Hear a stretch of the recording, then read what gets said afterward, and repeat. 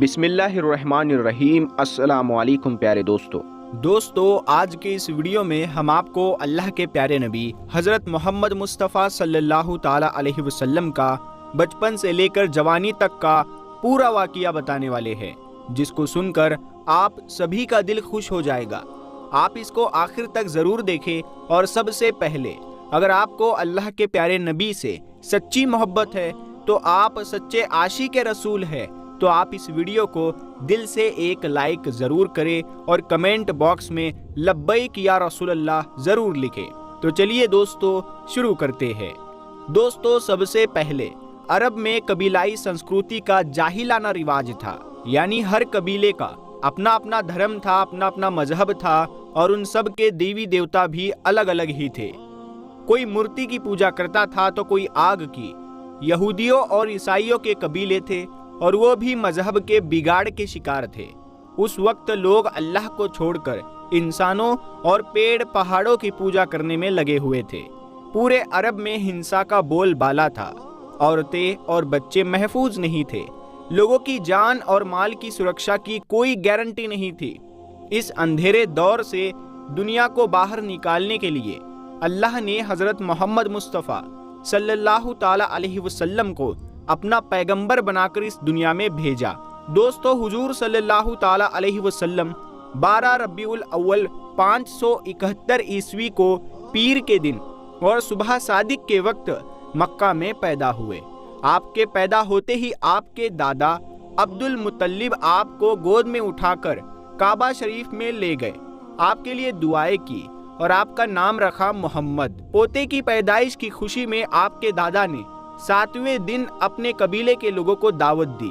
لوگوں نے آ کر آپ کے دادا سے پوچھا کہ آپ نے ان کا نام محمد کیوں رکھا ہے؟ تو آپ کے دادا نے جواب دیا کہ میں چاہتا ہوں کہ میرے پوتے پر اسلام کا اثر پڑے، اور آپ کی والدہ سیدہ امینہ نے آپ کا نام احمد رکھا۔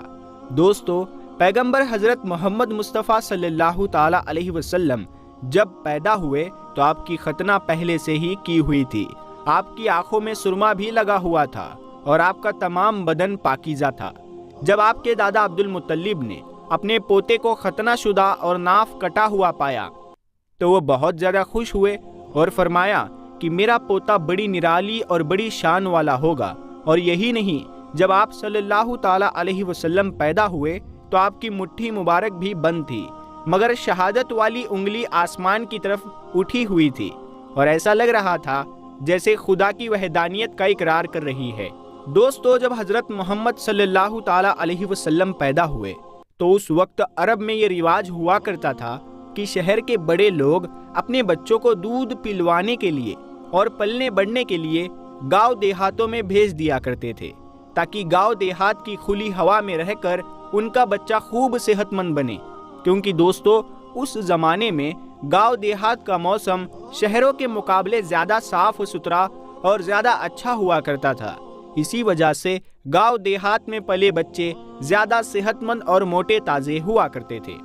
دوستو، اسی رواج کے مطابق پیغمبر حضرت محمد صلی اللہ تعالی علیہ وسلم کو بھی مکہ سے دور طائف کے قریب ایک علاقہ ہے جس کو بنی سعد قبیلہ کہا جاتا ہے، وہاں لے جایا گیا اور ایک دائی کو سونپ دیا گیا جس کا نام دائی حلیمہ تھا، اور وہ بنی سعد قبیلے سے تھی، اسی لیے ان کو حلیمہ سعدیہ بھی کہا جاتا ہے۔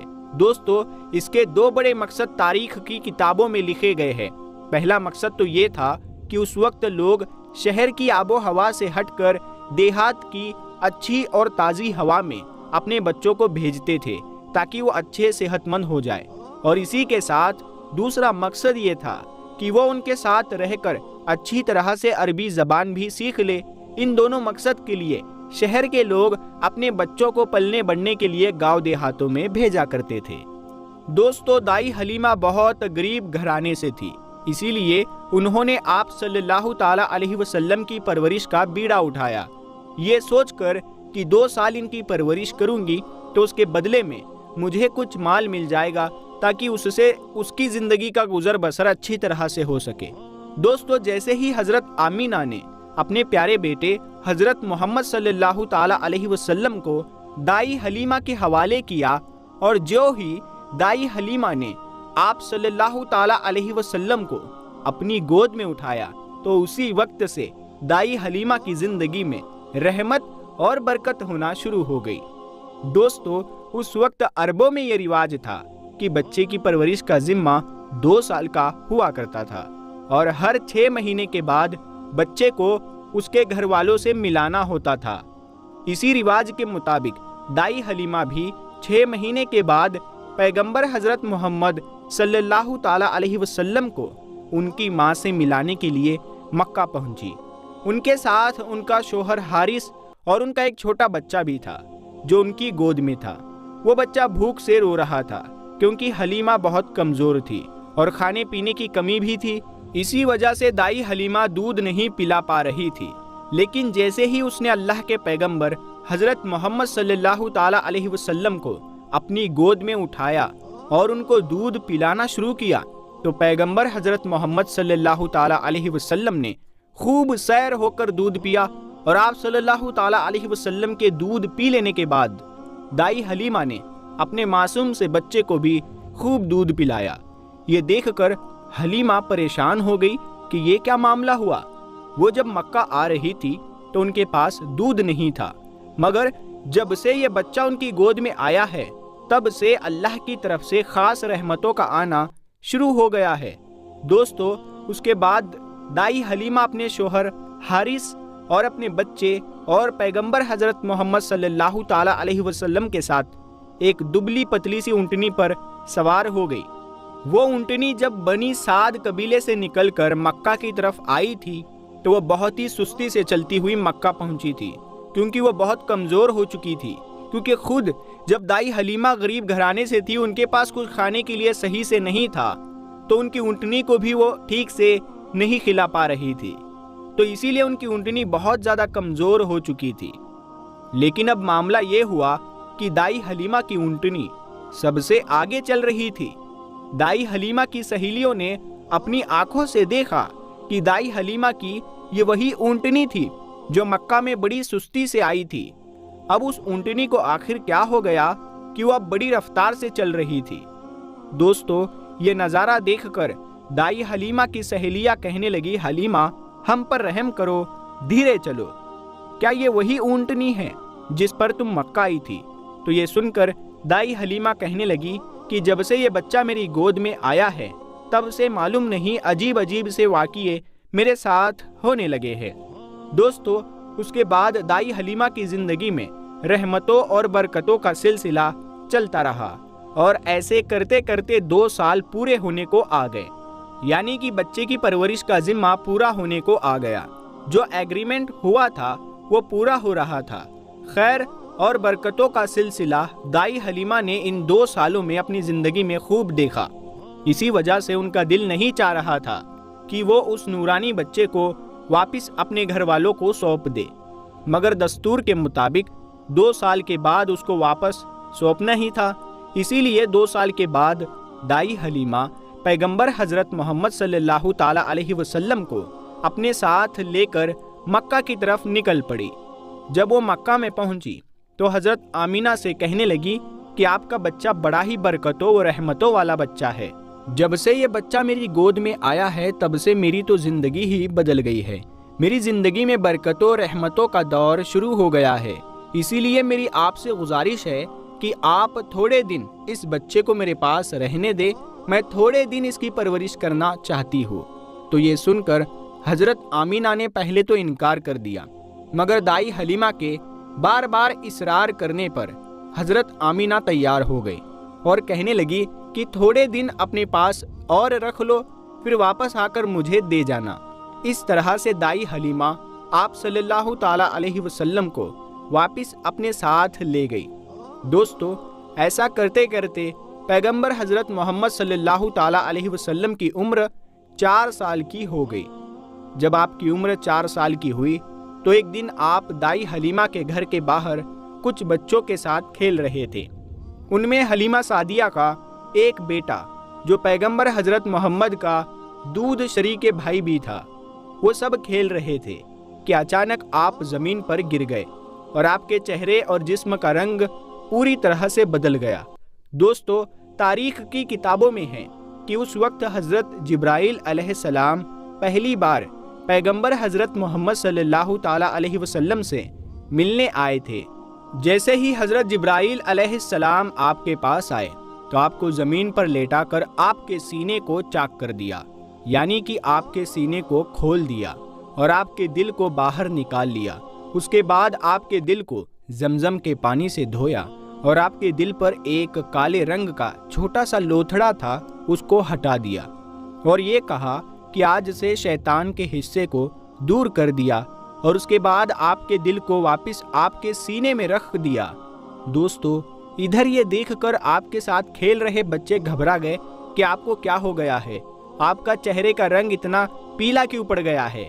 اسی لیے وہ دوڑے دوڑے دائی حلیمہ کے پاس پہنچ گئے اور کہنے لگے کہ محمد کا کسی نے قتل کر دیا ہے۔ تو یہ سن کر دائی حلیمہ بہت گھبرا گئی اور پریشان ہو اٹھی اور بھاگتی ہوئی سوچنے لگی کہ مجھے 2 سال کے بعد اس بچے کو اپنی ماں کو دے دینا چاہیے تھا، اب اس کی ماں کو میں کیا منہ دکھاؤں گی۔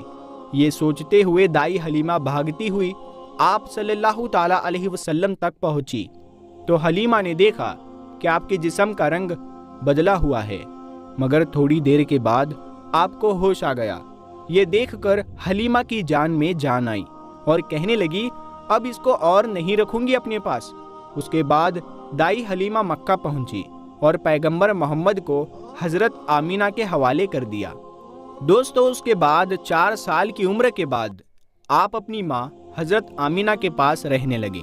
دوستو، پیغمبر حضرت محمد صلی اللہ تعالیٰ علیہ وسلم کی عمر مبارک جب 4 سال کی ہوئی تو آپ مکہ میں واپس آ گئے اور اس کے بعد آپ اپنی والدہ حضرت آمینہ کے پاس رہنے لگے۔ اس کے بعد زندگی کے دن بیتتے چلے گئے۔ سن 575 یا 576 میں جب آپ کی عمر 5 اور 6 سال کے بیچ ہوئی تب آپ اپنی ماں حضرت آمینہ کے ساتھ اور اپنے دادا عبد المطلب کے ساتھ مدینہ کی طرف نکلے۔ مدینہ میں آپ کے لیے 2 خاص باتیں تھیں۔ ایک تو یہ کہ مدینہ میں آپ کے والد حضرت عبداللہ کی قبر مبارک تھی، اور دوسری بات یہ کہ مدینہ میں آپ کے دادا عبد المطلب کا ننیحال بھی تھا۔ دوستو، اس زمانے میں سفر 1 مہینے یا 1.5 مہینے کا ہوا کرتا تھا، اسی لیے آپ کا یہ سفر بھی تقریباً مہینے بھر کا تھا۔ 1 مہینے کے بعد جب آپ پلٹ کر واپس مکہ کی طرف آ رہے تھے تو آپ کی زندگی میں جو واقعہ پیش آیا جس کو دیکھ کر آپ کے دادا عبد المطلب بھی رونے لگے۔ اللہ کے پیغمبر صلی اللہ تعالیٰ علیہ وسلم کو اپنے بچپن کی عمر میں ہی آپ کو دوسرا بڑا جھٹکا لگا اور اللہ نے آپ کو ایک اور آزمائش میں ڈال دیا۔ دوستو، ہوا یہ کہ آپ جب 1 مہینے کے بعد مدینہ سے واپس مکہ آ رہے تھے تو راستے میں ہی آپ کی والدہ حضرت آمینہ کی طبیعت بگڑ گئی اور وہ بری طرح سے بیمار پڑ گئی اور اس کے بعد ان کا انتقال ہو گیا۔ مکہ اور مدینہ کے بیچ الابوا نام کی ایک جگہ ہے، وہیں پر حضرت آمینہ کو دفن کیا گیا، اور اس طرح سے آپ 6 سال کی عمر میں ہی یتیم ہو گئے۔ آپ کی اس حالت کو دیکھ کر آپ کے دادا عبد المطلب بہت پریشان ہوئے اور وہ رونے لگے۔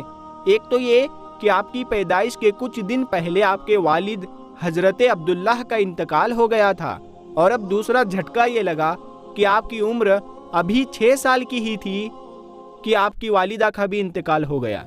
یہ دیکھ کر آپ کے دادا عبد المطلب کو بہت دکھ ہوا، مگر وہ بھی کیا کرتے، ایک دن تو سب کو مرنا ہے۔ اس کے بعد آپ کے دادا عبد المطلب نے آپ کو اپنی گود میں اٹھایا اور مکہ کی اور چل پڑے، اس فکر کے ساتھ، اس سوچ کے ساتھ کہ آخر اس معصوم سے بچے کے ساتھ ایسا کیوں ہو رہا ہے۔ دوستو، آپ ذرا سوچ کر دیکھیے کہ ان بچوں پر کیا بیتتی ہوگی جو بچپن میں ہی یتیم ہو جاتے ہیں، جن کے والد اور والدہ کا انتقال بچپن میں ہی ہو جاتا ہے۔ اس کے بعد ایسے بچوں کو لوگ دھکار بھری نظروں سے دیکھتے ہیں، پھر ایسے بچوں کے ساتھ اچھا برتاؤ بھی نہیں کیا جاتا، مگر آپ صلی اللہ تعالیٰ علیہ وسلم کے ساتھ اللہ کی مدد تھی۔ جیسا کہ اللہ نے خود قرآن پاک میں ارشاد فرمایا ہے کہ آپ کے یتیم ہونے پر اللہ کی مدد آپ کے ساتھ تھی، اسی وجہ سے آپ کے ساتھ اچھا معاملہ پیش آیا اور اللہ نے آپ کو سہارا دیا۔ دوستو، اس کے بعد آپ کے دادا عبد المطلب آپ کو غم کے ساتھ لے کر مکہ میں پہنچے آپ کے گھر کے اندر غم کا ماحول تھا۔ ابو طالب جو آپ کے چچا تھے وہ آپ کو اس حالت میں دیکھ کر رونے لگے۔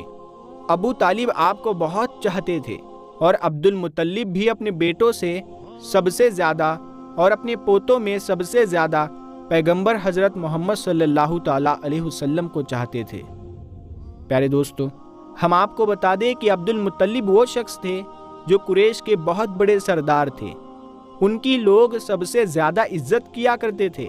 کعبہ کی چھاؤں میں ان کے لیے ایک خاص فرش بچھایا جاتا جس پر صرف وہ اکیلے بیٹھتے تھے، کسی دوسرے کو اس پر بیٹھنے کی اجازت نہیں ہوتی تھی۔ اللہ کے پیغمبر حضرت محمد صلی اللہ تعالیٰ علیہ وسلم ابھی چھوٹے تھے، کھیلتے کھیلتے وہاں پر آ جایا کرتے تھے اور آ کر اس پر بیٹھ جایا کرتے تھے، اور حضرت عبد المطلب کے ساتھ ہی آگے آتے تاکہ ان کو اٹھا کر وہاں سے الگ بٹھا دیا جائے، لیکن عبد المطلب ان کو روکتے تھے اور کہتے تھے کہ یہ میرا پوتا ہے اور اسے بیٹھنے دو۔ پھر آپ کے دادا آپ کے سر پر اور آپ کی پیٹھ پر ہاتھ پھیرتے اور آپ کو اپنے پاس بٹھا لیتے تھے۔ دوستو، کہنے کا مطلب یہ ہے کہ آپ کے دادا عبد المطلب کے دل میں آپ کے لیے محبت کوٹ کوٹ کر بھری ہوئی تھی۔ آپ کی وہ ہر خواہش کا خیال رکھتے تھے، آپ کی ہر ضرورت کو وہ پورا کیا کرتے تھے، آپ کو کسی بھی طرح کی کوئی تکلیف نہیں ہونے دیتے تھے۔ وہ ہمیشہ آپ کو اپنے ساتھ رکھتے، اپنے ساتھ میں گھماتے پھراتے اور ہمیشہ آپ کو خوش رکھتے۔ دوستو، ایسا کرتے دن بیتتے چلے گئے۔ اب آپ کی عمر مبارک 8 سال کی ہو گئی، مگر سوچئے اللہ کے نبی نے کیسی کیسی آزمائشوں سے گزر کر اپنی زندگی کا سفر پورا کیا۔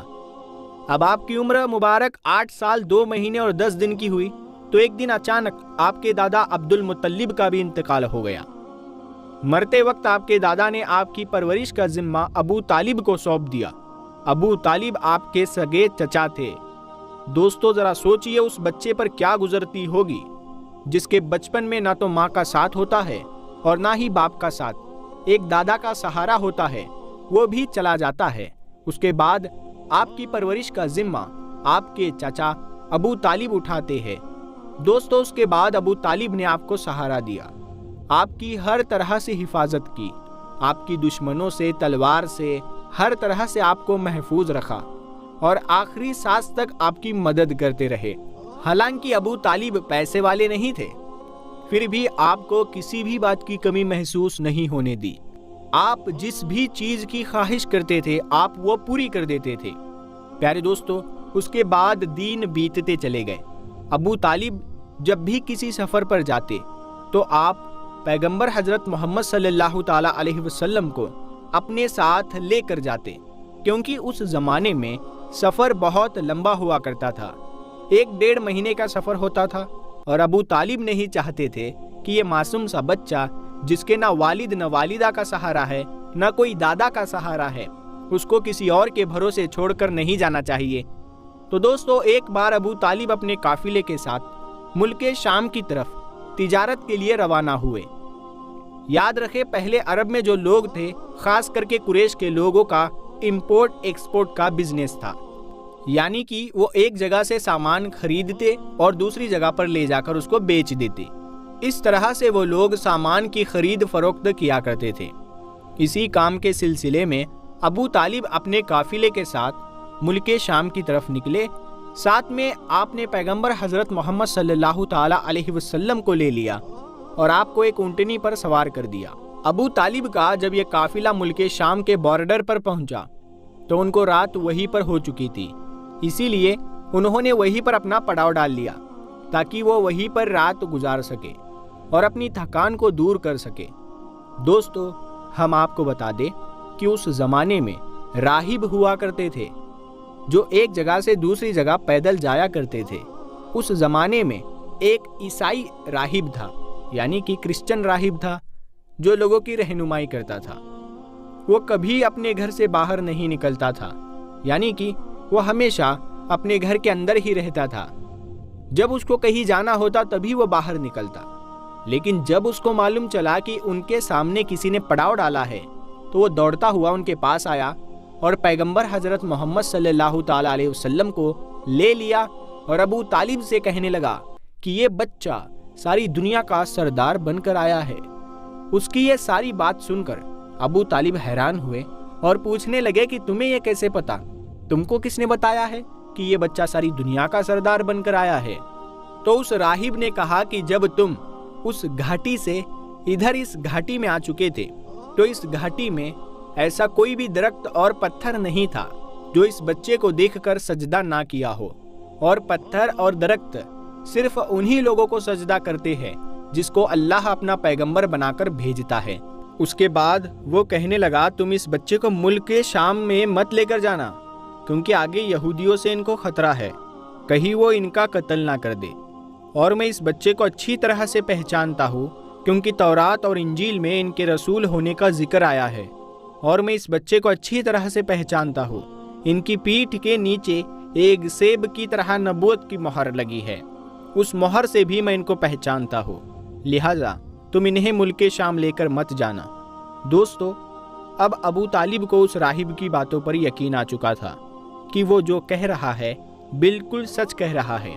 उसके बाद अबू तालिब ने किसी शख्स के जरिए से पैगंबर मोहम्मद को वापस मक्का में पहुंचा दिया, क्योंकि अबू तालिब को अब ये मालूम चल चुका था कि ये जो बच्चा है ये कोई मामूली बच्चा नहीं है, ये बच्चा ख़ास मर्तबे वाला बच्चा है।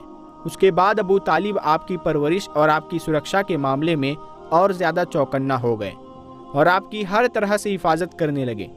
दोस्तों, पैगंबर हज़रत मोहम्मद सल्लल्लाहु ताला अलैहि वसल्लम की सच्चाई और ईमानदारी को देखकर एक बार हज़रत खतीजा रज़ी अल्लाह ताला अन्हा ने आपको अपना माल देकर शाम में तिजारत के लिए भेजा और साथ में अपने एक गुलाम को भी लगा दिया। अल्लाह के फजलो करम से तिजारत में खूब मुनाफा हुआ। हज़रत खदीजा के गुलाम, जिनका नाम मसीरा था, उन्होंने भी आपकी ईमानदारी और अच्छे अखलाक की खूब तारीफ़ की। ये देखकर हज़रत खदीजा आपकी तरफ माइल हुई, यानी कि हज़रत खदीजा आप सल्लल्लाहु ताला अलैहि वसल्लम से बहुत प्रभावित हुई और उसके बाद आपने खुद ही पैगंबर मोहम्मद को निकाह का पैगाम भेजा।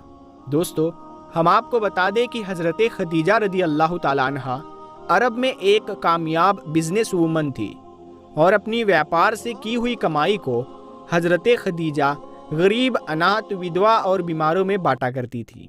उन्होंने अनगिनत गरीब लड़कियों की शादी का खर्च भी उठाया था और इस तरह एक बेहद नेक और सबकी मदद करने वाली औरत के रूप में इस्लाम में ही नहीं बल्कि पूरी दुनिया के इतिहास में उनका बड़ा योगदान रहा है। यानी कि हज़रत खदीजा हमेशा गरीब लोगों की अनाज और कपड़ों से मदद किया करती थी। हज़रत खदीजा मूर्तियों में विश्वास नहीं करती थी और ना ही उनकी पूजा करती थी। दोस्तों, हम आपको ये भी बता दें कि हज़रत खदीजा की पैगंबर मोहम्मद के साथ शादी होने से पहले 2 शादियाँ हो चुकी थी और उनके पहले दोनों शोहरों से उन्हें बच्चे भी थे, लेकिन उनके जो शोहर थे वो दोनों भी इंतकाल कर चुके थे। इन्होंने अपना पहला निकाह अबू हाला से किया था, जिनसे इनको 2 बेटियां हुई थी, मगर उसके बाद अबू हाला यानी कि इनके पहले शोहर की मौत हो गई और उसके बाद हज़रत खदीजा ने दूसरी शादी अतीक इब्ने ज़ैद के साथ की, जिनसे इनको एक बेटी हुई, मगर ये भी थोड़े दिनों के बाद इस दुनिया से चल बसे और ये फिर से विधवा हो गई।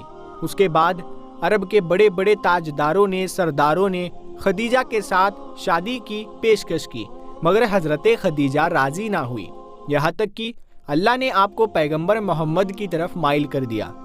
दोस्तों, उसके बाद हज़रत खदीजा ने पैगंबर हज़रत मोहम्मद सल्लल्लाहु ताला अलैहि वसल्लम की ईमानदारी और तिजारती सफ़र को देखकर तीसरे निकाह का पैगाम आपने खुद ही अपनी एक ख़ास सहेली, जिसका नाम नफीसा था, उसके ज़रिए आपने पैगंबर मोहम्मद के पास निकाह का पैगाम भेजा।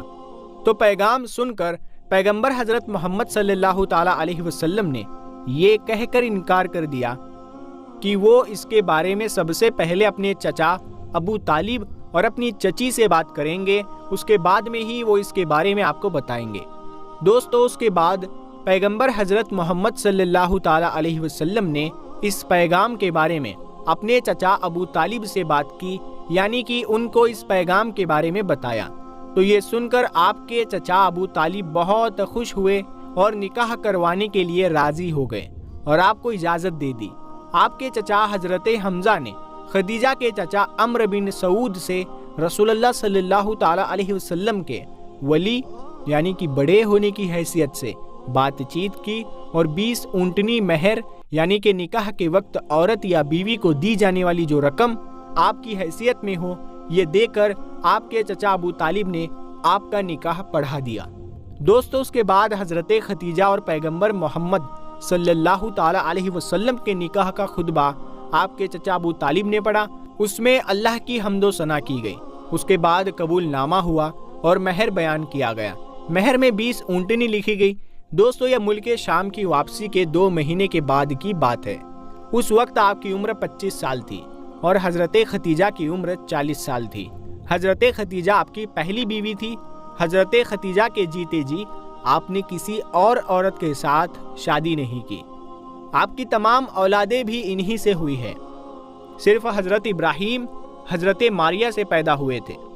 दोस्तों, पैगंबर हज़रत मोहम्मद सल्लल्लाहु ताला अलैहि वसल्लम और हज़रत खदीजा रदी अल्लाह ताला अन्हा की औलादें ये है, यानी कि आपके औलादों के नाम ये है।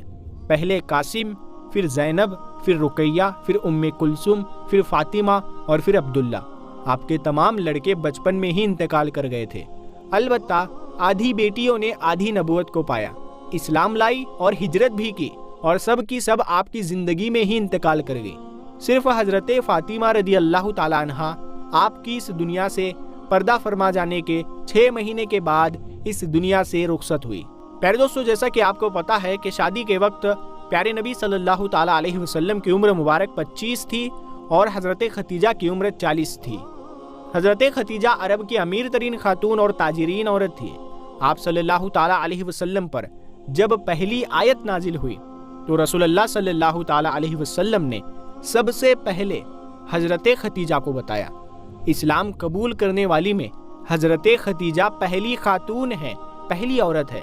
इस्लाम को फैलाने में न सिर्फ अखलाकी बल्कि माली तौर पर भी आपने बहुत ज़्यादा आप सल्लल्लाहु ताला अलैहि वसल्लम की मदद की है। दोस्तों, पैगंबर हज़रत मोहम्मद सल्लल्लाहु ताला अलैहि वसल्लम हज़रत खदीजा रदी अल्लाह ताला अन्हा से बहुत मोहब्बत किया करते थे और उनके होते हुए यानी कि हज़रत खदीजा के जीते जी आपने दूसरी शादी नहीं की थी। और अरब का ये रिवाज था कि वो 10 शादियाँ करते थे, 10-10, 11-11 शादियाँ तक उस वक्त अरबों में हुआ करती थी। लेकिन प्यारे नबी सल्लल्लाहु ताला अलैहि वसल्लम ने जब तक हज़रत खदीजा जिंदा रही तब तक उन्होंने दूसरी शादी नहीं की। हज़रत खदीजा और पैगंबर मोहम्मद का साथ तकरीबन 25 साल तक रहा। अल्लाह के पैगंबर हज़रत मोहम्मद सल्लल्लाहु ताला अलैहि वसल्लम ने फरमाया है कि खदीजा दुनिया की बेहतरीन औरतों में से है। आप रदी अल्लाह ताला अन्हा की वफ़ात के बाद भी पैगंबर हज़रत मोहम्मद सल्लल्लाहु ताला अलैहि वसल्लम अक्सर आपको याद किया करते थे और आपकी सहेलियों को हदिया भिजवाते रहते थे। दोस्तों, पैगंबर हज़रत मोहम्मद सल्लल्लाहु ताला अलैहि वसल्लम की तमाम औलादें यानी कि आपके 6 बच्चे हज़रत खदीजा से ही है, सिवाय हज़रत इब्राहीम रदी अल्लाह ताला अन्हु के। हज़रत खदीजा की कब्र मुबारक जन्नतुल मुअल्ला मक्का में है। जिस साल हज़रत खदीजा रदी अल्लाह ताला अन्हा और आपके चचा अबू तालिब का इंतकाल हुआ था, उस साल को आपने गम का साल करार दिया। प्यारे दोस्तों, ऐलान नबूवत से पहले अल्लाह के पैगंबर हज़रत मोहम्मद सल्लल्लाहु ताला अलैहि वसल्लम कुछ खाने पीने का सामान अपने साथ लेकर गारे हिरा की पहाड़ी पर चले जाया करते और वहाँ पर जाकर वो अकेले बैठते और अल्लाह की इबादत करते, यानी कि अल्लाह की इबादत में मशगूल रहते थे। ये सिलसिला काफ़ी दिनों तक ऐसे ही चलता रहा, यानी कि काफ़ी दिनों तक आप इसी तरह से गारे हिरा की पहाड़ी पर जाकर अल्लाह की इबादत करते रहे।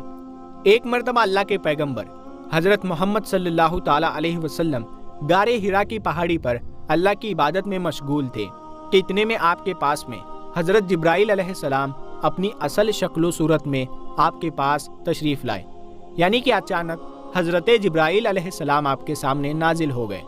हम आपको बता दें कि ये जिब्राइल अलैहिस्सलाम फरिश्तों के सरदार है और हज़रत जिब्राइल अलैहिस्सलाम की ताकत इतनी है कि अगर जिब्राइल अपना एक पर फैला दे तो मशरिक से लेकर मगरिब तक इस पूरी दुनिया को छुपा सकते हैं, यानी कि इतना बड़ा हज़रत जिब्राइल अलैहिस्सलाम का एक पर है। और हज़रत जिब्राइल अलैहिस्सलाम के इस तरह के 70,000 पर है। अब आप सोचिए कि हज़रत जिब्राइल कितने ज़्यादा ताकतवर होंगे और कितने बड़े होंगे। اس کے علاوہ حضرت جبرائیل کی پرواز کا عالم یہ ہے، یعنی کہ ان کی سپیڈ اتنی زیادہ ہے کہ یہ پلک جھپکتے ہی سدرہ سے زمین پر آ جاتے ہیں اور پلک جھپکتے ہی اس زمین سے واپس سدرہ پر پہنچ جاتے ہیں۔ یہ حضرت جبرائیل علیہ السلام کی طاقت کا عالم ہے۔ اگر حضرت جبرائیل علیہ السلام چاہے تو اس پوری زمین کو اٹھا کر پلٹ سکتے ہیں۔ قوم لوط کو اسی طرح سے حضرت جبرائیل علیہ السلام نے پلٹا تھا۔ یہ حضرت جبرائیل علیہ السلام کی شان ہے جو اللہ کے ایک فرشتے ہیں۔ جبرائیل علیہ السلام کے ایک مقتدی بھی ہے جن کا نام اسرائیل علیہ السلام ہے، جن کو ملک الموت بھی کہا جاتا ہے۔ وہ ہر انسان کے گھر میں آتے ہیں اور جس انسان کو یہ ایک بار دکھ جاتے ہیں تو پھر وہ دوبارہ کسی اور انسان کو دیکھ نہیں پاتا ہے، یعنی کہ پھر وہ انسان کسی اور کو دیکھنے سے ہمیشہ ہمیشہ کے لیے محروم رہ جاتا ہے۔ حضرت اسرائیل کی طاقت اتنی زیادہ ہے کہ اگر اسرائیل کسی پر اپنی انگلی رکھ دے تو اس انسان کی موت ہو جاتی ہے، یعنی کہ وہ مر جاتا ہے۔ اب آپ سوچئے کہ جب حضرت اسرائیل کی طاقت یہ ہے تو پھر اللہ کے فرشتے حضرت جبرائیل علیہ السلام کی طاقت کا عالم کیا ہوگا۔ تو دوستو، یہی حضرت جبرائیل علیہ السلام پہلی بار اپنی اصل شکل و صورت میں اللہ کے پیارے نبی حضرت محمد صلی اللہ تعالی علیہ وسلم کے سامنے حاضر ہو گئے اور کہنے لگے، پڑھو اقرا۔ یہ سن کر آپ صلی اللہ تعالی علیہ وسلم نے فرمایا کہ مجھے پڑھنا نہیں آتا۔ حضرت جبرائیل نے دوبارہ کہا، پڑھو اقرا۔ آپ صلی اللہ تعالی علیہ وسلم نے پھر کہا کہ مجھے پڑھنا نہیں آتا۔ حضرت جبرائیل علیہ السلام نے تیسری مرتبہ کہا، پڑھو اقرا، تو آپ نے پھر کہا کہ مجھے پڑھنا نہیں آتا۔ اس کے بعد حضرت جبرائیل علیہ السلام نے اللہ کے پیارے نبی حضرت محمد مصطفیٰ صلی اللہ تعالی علیہ وسلم کو اپنے سینے سے لگایا، اور سینے سے اس طرح سے لگایا کہ حضرت جبرائیل علیہ السلام نے حضور پاک صلی اللہ تعالی علیہ وسلم کی بغل میں اپنے دونوں ہاتھ ڈالے، یعنی کہ اللہ کے نبی کے دونوں ہاتھ باہر کی طرف کر دیے، اور پھر جبرائیل نے پیارے نبی کو اپنے سینے سے لگایا اور پھر زور سے دبا دیا، یعنی کہ بہت زور سے دبا دیا۔ حدیث شریف میں آتا ہے کہ اللہ کے پیارے نبی حضرت محمد صلی اللہ تعالی علیہ وسلم نے فرمایا کہ اس وقت حضرت جبرائیل نے مجھے اتنی زور سے دبایا تھا کہ قریب تھا کہ میری جان نکل جاتی، مگر جبرائیل نے مجھے زور سے دبا کر چھوڑ دیا اور پھر فرمایا کہ پڑھو اپنے رب کے نام کے ساتھ جس نے آپ کو اور تمام دنیا کو پیدا فرمایا ہے، پیدا کیا ہے انسان کو زمین و خون کے جمے ہوئے ایک لوتھڑے سے۔ پڑھو، حال یہ ہے کہ تمہارا رب بڑا ہی رحم کرنے والا ہے۔ پھر اللہ کے پیارے نبی حضرت محمد صلی اللہ تعالی علیہ وسلم پڑھنے لگے، اور پھر آپ بہت گھبرائے ہوئے غار ہرا کی پہاڑی سے اتر گئے اور اپنے گھر آ گئے، یعنی کہ وہ واقعہ ہونے کے بعد میں اللہ کے پیارے نبی حضرت محمد صلی اللہ تعالی علیہ وسلم گھبرائے ہوئے اپنے گھر تشریف لائے۔